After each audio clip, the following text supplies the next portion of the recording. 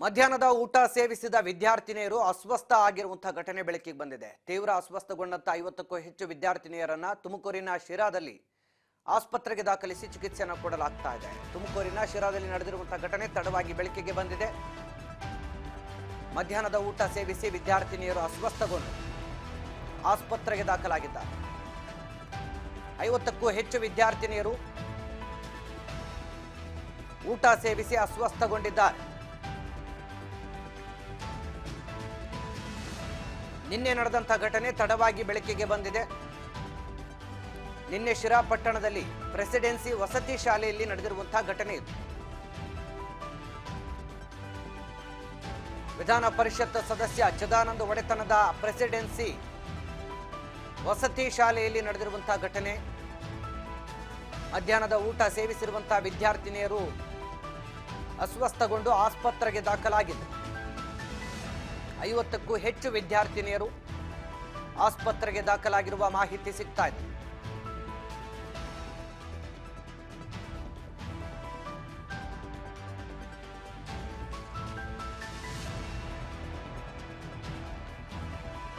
ಶಿರಾ ಪಟ್ಟಣದ ಪ್ರೆಸಿಡೆನ್ಸಿ ವಸತಿ ಶಾಲೆಯಲ್ಲಿ ಮಧ್ಯಾಹ್ನದ ಊಟ ಸೇವಿಸಿದ ವಿದ್ಯಾರ್ಥಿಗಳು ಆಸ್ಪತ್ರೆಯ ಪಾಲಾಗಿದ್ದಾರೆ.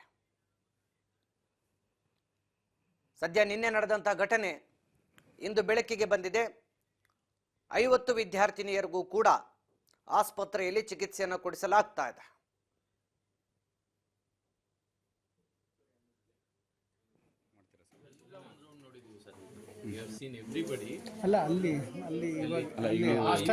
ಹಾಸ್ಟೆಲ್ಗೆ ಹೋದ್ಮೇಲೆ ಎಲ್ಲರದು ಒಂದ್ಸರಿ ತಪಾಸಣೆ ಮಾಡ್ತೀವಿ. ಎಲ್ಲರನ್ನೂ ಒಂದ್ಸರಿ ತಪಾಸಣೆ ಮಾಡಿ ಅಲ್ಲಿ ಚಿಕಿತ್ಸೆ ಬೇಕಾಗಿರೋರಿಗೆ ಅಲ್ಲೇನೆ ಚಿಕಿತ್ಸೆ ಮಾಡೋ ವ್ಯವಸ್ಥೆ ಮಾಡ್ತಾ ಇದ್ದೀವಿ. Thank you sir.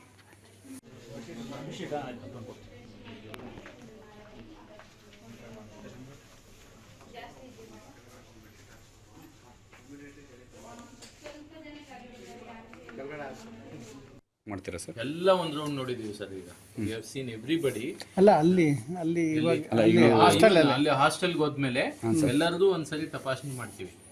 ಎಲ್ಲರನ್ನೂ ಒಂದ್ಸರಿ ತಪಾಸಣೆ ಮಾಡಿ ಅಲ್ಲಿ ಚಿಕಿತ್ಸೆ ಬೇಕಾಗಿರೋರಿಗೆ ಅಲ್ಲೇನೆ ಚಿಕಿತ್ಸೆ ಮಾಡೋ ವ್ಯವಸ್ಥೆ ಮಾಡ್ತಾ ಇದ್ದೀವಿ. Thank you sir.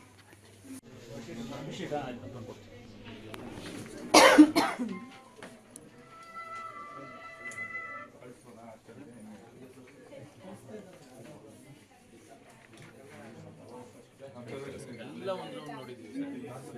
ಎವ್ರಿಬಡಿ. ಅಲ್ಲಿ ಹಾಸ್ಟೆಲ್ಗೆ ಹೋದ್ಮೇಲೆ ಎಲ್ಲರದು ಒಂದ್ಸರಿ ತಪಾಸಣೆ ಮಾಡ್ತೀವಿ. ಎಲ್ಲರನ್ನೂ ಒಂದ್ಸರಿ ತಪಾಸಣೆ ಮಾಡಿ ಅಲ್ಲಿ ಚಿಕಿತ್ಸೆ ಬೇಕಾಗಿರೋರಿಗೆ ಅಲ್ಲೇನೆ ಚಿಕಿತ್ಸೆ ಮಾಡ್ತೀವಿ. ಥ್ಯಾಂಕ್ ಯು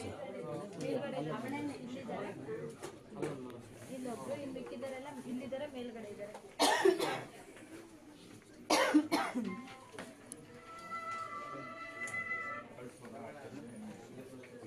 ಎಲ್ಲ ಒಂದ್ ರೌಂಡ್ ನೋಡಿದೀವಿ ಸರ್. ಈ ಘಟನೆ ನಿನ್ನೆ ಮಧ್ಯಾಹ್ನ ಊಟ ಸೇವನೆ ಬಳಿಕ ಆಗಿರುವಂತಹ ಘಟನೆ ಆಗಿದೆ. ಪ್ರೆಸಿಡೆನ್ಸಿ ಅನ್ನುವಂಥ ಏನು ವಸತಿ ಶಾಲೆಯಲ್ಲಿ ವಿದ್ಯಾರ್ಥಿಗಳು ವಿದ್ಯಾಭ್ಯಾಸಕ್ಕಂತ ಅಲ್ಲಿ ವಾಸ್ತವ್ಯ ಇರ್ತಾರೆ. ಮಧ್ಯಾಹ್ನ ಊಟ ಕೊಟ್ಟಿರ್ತಾರೆ. ಊಟ ಸೇವಿಸಿದ ಬಳಿಕ ಸಂಜೆ ಹೊತ್ತಿಗೆ ಊಟ ಸೇವಿಸಿದಂಥ ವಿದ್ಯಾರ್ಥಿಗಳಲ್ಲಿ ಆರೋಗ್ಯದಲ್ಲಿ ಏರುಪೇರು ಕಂಡು ಬರುತ್ತೆ. ಕೆಲವರಿಗೆ ವಾಂತಿ, ಭೇದಿ, ಇತರೆ ಒಂದಷ್ಟು ಆರೋಗ್ಯ ಏರುಪೇರಾಗುತ್ತೆ. ಕೆಲವರಿಗೆ ಹೊಟ್ಟೆ ನೋವು ಕಾಣಿಸ್ಕೊಳ್ಳುತ್ತೆ.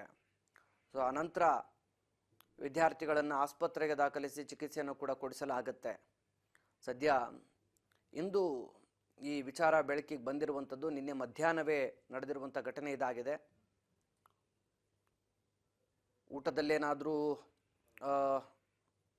ಕಲಬೆರಕೆ ಆಗಿತ್ತಾ ಅಥವಾ ಯಾವ ರೀತಿಯ ಈ ರೀತಿ ಪರಿಸ್ಥಿತಿ ನಿರ್ಮಾಣ ಆಯಿತು ಅನ್ನೋದರ ಕುರಿತಾಗಿ ಇನ್ನೂ ಕೂಡ ಮಾಹಿತಿ ಹೊರಬರಬೇಕಾಗಿದೆ.